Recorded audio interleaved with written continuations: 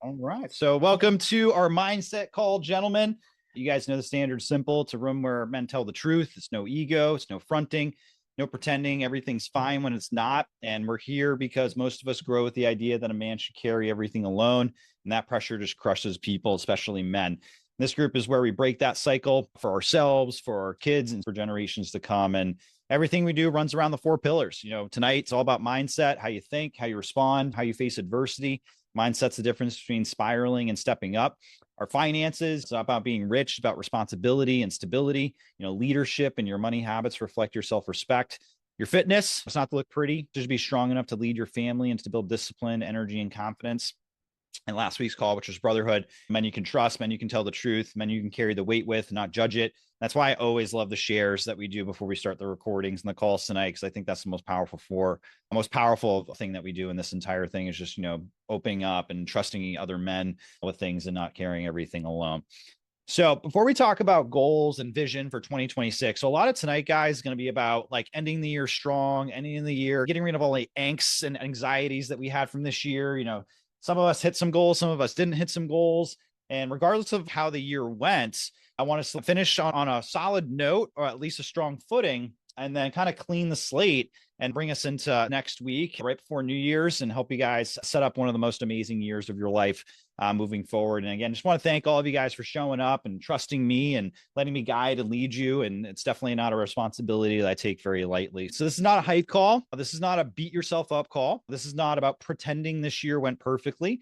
Tonight's just about integrity, guys, because most men don't fail their goals. They carry unresolved weight into next year and wonder why nothing sticks. And you don't move forward clean if you finish the year messy. So tonight is about closing loops. It's about alignment, and it's about becoming someone that you trust.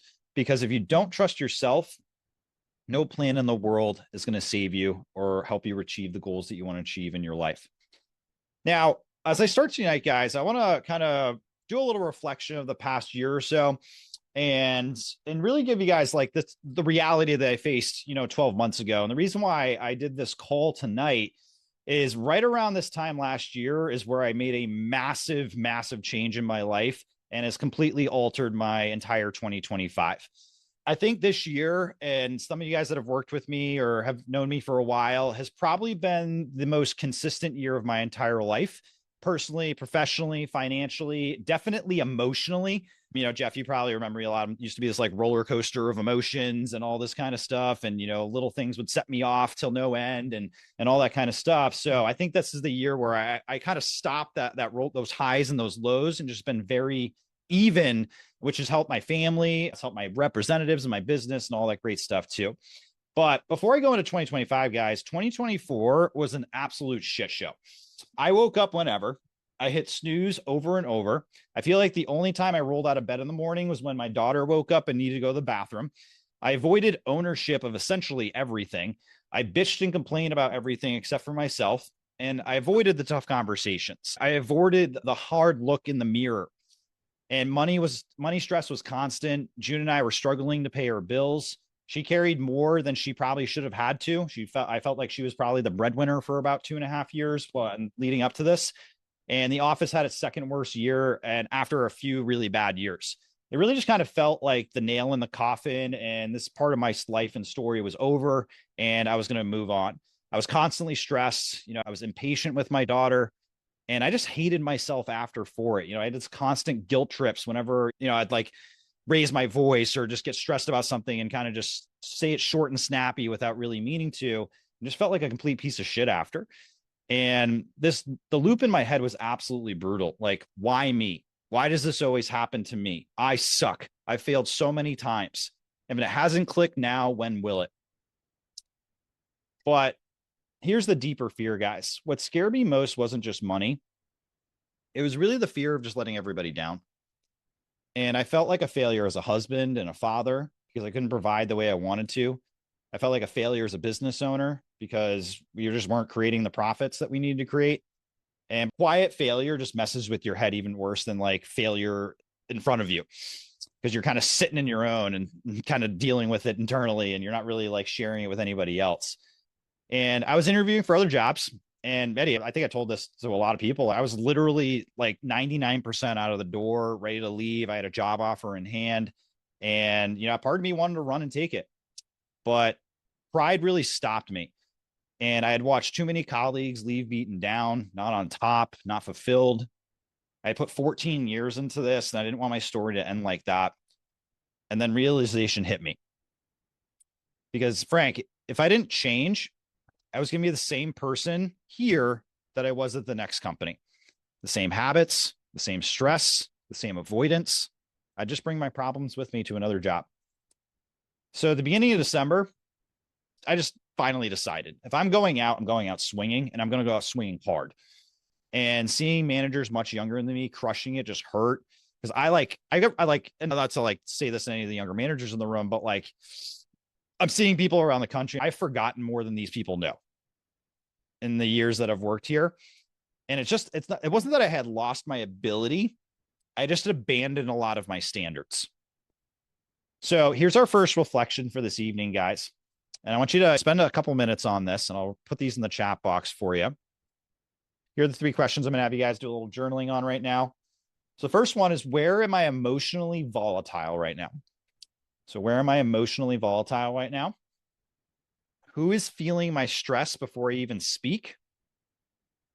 And what could change if I became steady instead of intense? All right. So here are some of the first wins that I experienced, though. Something shifted right around this time last year. It was probably a week or two before, but I started making some real wins in the stock market. For the first time in a long time, I wasn't constantly stressed about money, because when you're just desperate financially, you just tend to lead from fear. And then once that pressure is eased, I could lead instead of squeeze. So lead instead of squeeze. Those of you guys that are managers, it's a good tip there. Then after New Year's, I ran a training, and one guy fully bought in. No excuses, no half-assed effort. And I remember thinking, I can't quit on this guy. If he's putting in this much effort, I have to do better. He unfortunately couldn't be here tonight, but that guy is Mr. James Studley. James just came into the door and like was a breath of fresh air. And it was like the first time I'd seen somebody in years probably just fully commit to doing everything that I asked him to do. And I just said to myself, if he's putting in this much effort, I have to be better. And responsibility activated integrity. And at the start of this year, I made one decision. No matter what, I'm going to have integrity and follow through with what I say. My dad always taught me growing up, and Jeff, you remember probably I'm saying this a million different times, like I'm never going to say something if I'm not going to do it. And that just really rung so much through my ears last January that I just hadn't been living that life the last few years. I've been living from scarcity instead of thriving. And I stopped, and what happened? I stopped gripping the bat so tight. I became emotionally even and steady. And by the way, guys, I probably had more shit happen this year than I probably had happen in the last few years combined. Frank, give you an idea. My sales manager quit the 3 days before Memorial Day weekend. And the same thing happened last year. And I completely reacted in a complete different mindset. Last year, I was like, the world's ending. What the fuck am I going to do? And then I, just nosedived and dug my head in sand, and we sucked living ass last summer. And then Eddie saw what happened this summer. I literally said, screw this. James, you're now the sales manager. Let's giddy up and go. And we end up being the #1 district in the region this year. And all it was is a simple mind. I had the same thing happen literally 3 days before Memorial Day weekend, 2 years in a row. And I completely reacted in a different situation both times just because of my mindset and the way I was thinking about things. And I'm going to teach you guys some of that stuff tonight. And we just rolled what we had. It really became addition by subtraction. James obviously stepped up massively. The team rose because I wasn't leaking anxiety. I still slipped into old habits every time, but here's the difference, guys. And those guys that are managers, this is huge. I slapped myself out of it in less than half of a day instead of letting it drag on for 2 weeks. Because that's what most people in leadership positions do, is they'll just angst about it for like no end. And that's what I would do constantly as a new manager. I would just like this little tiny thing that happened, like it would derail my entire week. And then I just made the simple shift of like, whatever, let's move on and move forward. And again, I'm going to teach you guys some of that stuff tonight that I've been doing with some reading and everything. And I think it's going to really help you guys finish out the year strong. So the thing I want to teach you guys tonight, it's in this book called Let Them. If any of you guys have ever heard of Mel Robbins, This book right here, it's a New York Times bestseller. It is probably one of the best books I've ever read. I got this for a couple of people for Christmas because it's like that good. So a little Mel Robbins plug there if you're watching this. I highly doubt she is, but that'd be pretty cool. But most of my stress, guys, didn't come from workload. Like I can work my ass off. I can work 24/7 if I really needed to. It just came from trying to control things that were never mine to control. Other people's reactions, other people's effort, who stayed, who quit, how fast things should be happening. And trying to control people is so exhausting. And exhaustion makes you emotional, and emotional leadership creates chaos. And I finally realized something incredibly humbling through this moment. I don't get to control outcomes. I only get to control my standards. So I started saying, let me react, let them doubt, let them quit, let them misunderstand me. So that's the key part of let them, guys, is like you can say let them, let them, let them, but you also have to say let me and kind of follow it up with that second statement. So like, so let them just make stupid decisions and, not follow through what they say. Let me just do what I can focus and control on. That way you take their ownership out of your control and you just focus on what you can control really at the end of the day. And don't let them steal my stability as well. The moment you let somebody else's behavior dictate your emotional state, you've handed them the wheel to your life. And leaders don't outsource their nervous system. So I'm going to give you guys a couple more journal reflections here. So who or what am I trying to control right now? Where am I gripping the bat too tight? And what would change if I mentally just said, let them, and redirected that energy back in their own standards? So some heavy questions there, guys, but at least, work on the first one. So who or what am I trying to control right now? Sharon. All right. So this next topic is what really helped me get through a lot of this stuff, guys. And I think this is the biggest lesson that I got from 2025. And this might have been, Let Them was an amazing book that I read, but this book is the book I needed to read. There's a lot of books that I wanted to read, but give you an idea, Eddie, like Earl literally threw this book in my face like 4 different times and said, you need to read this by the end of the month. Like it's your assignment, because like he just knew like how it would help me. He read it himself. I actually need to read this again. It was that powerful. It's called The Obstacle is the Way. And it taught me how to reinterpret pressure. And in 2024, I kind of mentioned you guys a lot of the challenges that happened. Every challenge felt like proof I was failing and the world was ending. And then 2025, those same challenges became training grounds. Same obstacles, different interpretation. So my SM quit and I felt things felt fragile. New me asked, what is this forcing me to become better at? Pressure stopped becoming an emergency and it became a classroom. In fact, one of my affirmations for 2026, it's like my core 6 for 2026 that I did with some of you guys in your first call, is they turn pain into fuel and challenges into growth. Nothing breaks me, it builds me. And I got that core theme from that entire book. Because growth isn't never slipping back. Growth is shortening the relapse window. And I didn't eliminate old habits. I just caught them a lot faster. Half days instead of 2 weeks. And that's just maturity as you get older and you start becoming mentally stronger as a person. So next journal reflection, I'd like you guys to do some thinking on. What obstacle am I currently resisting? Is this training me? What skill is it developing? And what standards is the pressure trying to teach me? So what obstacle, probably the biggest question here is what obstacle am I currently resisting in my life? Okay. So when something stresses you out, here's some techniques to give you guys. So when something's stressing you out, I want you guys to ask yourselves these questions. Is this mine to control? And if it isn't, let them. Just stop stressing about it. Is this blocking me or training me? If it's training you, just use it. And what does integrity require from me right now? Do that and nothing more. So again, is this mine to control? Is this blocking me or training me? And what does integrity require from me right now? And just do that and nothing more. So as I mentioned to you guys, this has been one of the most consistent years of my life, not because it was easy, but because I stopped lying to myself. Integrity creates self-trust, and self-trust creates calm. And then calm creates consistency, and consistency creates results. So before this year ends, I want you guys to close at least one of these loops. What's that one conversation you've been avoiding? What's that one avoided task?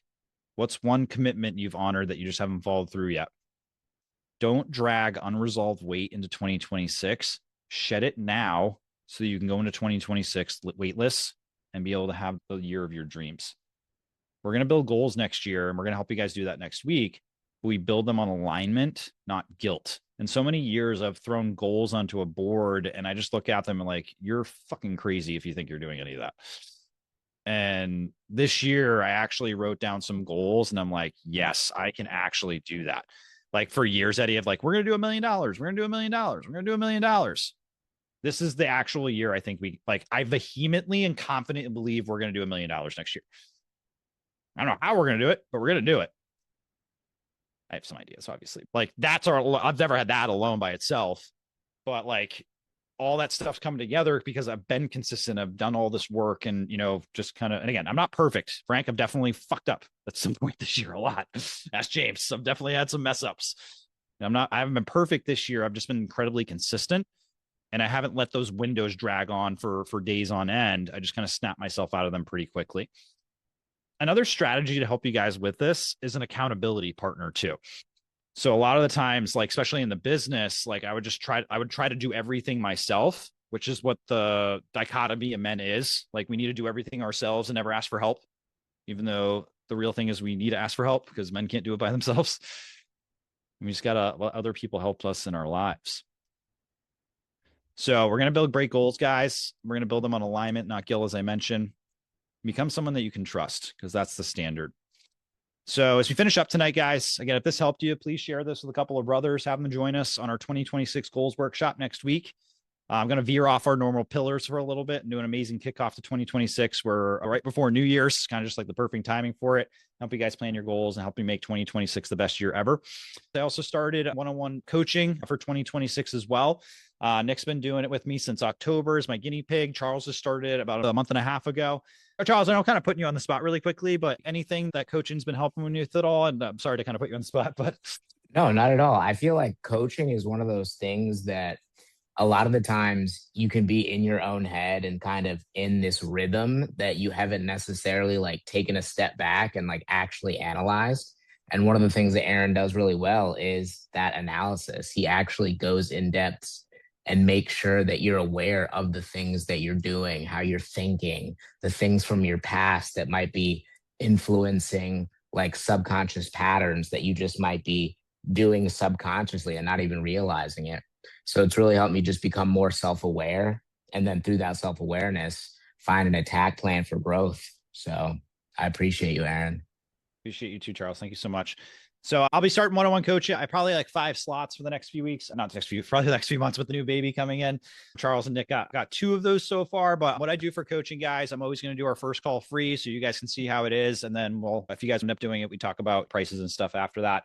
Those guys that are in Vector, I'm talking to Earl first about any of this because I'm not going to like charge you guys money and then Earl can get on my so let me talk to Earl a little bit first. I'll obviously give it to you guys for free if you want to do it to start, but I just want to offer that to you guys. But biggest thing though, guys, is like, let's just spread the word. Let's get word of mouth out there. Let's get some other guys on this, not just like your boys and stuff too, but like your dads, grandfathers, those people that just really, really need this more than anything. I just want to provide value and just offer that platform for people. Like many of you guys are getting this great content. Just want to share that with as many men as possible. My goal, by the way, for the end of 2026 is to have 100 people on this call by next December.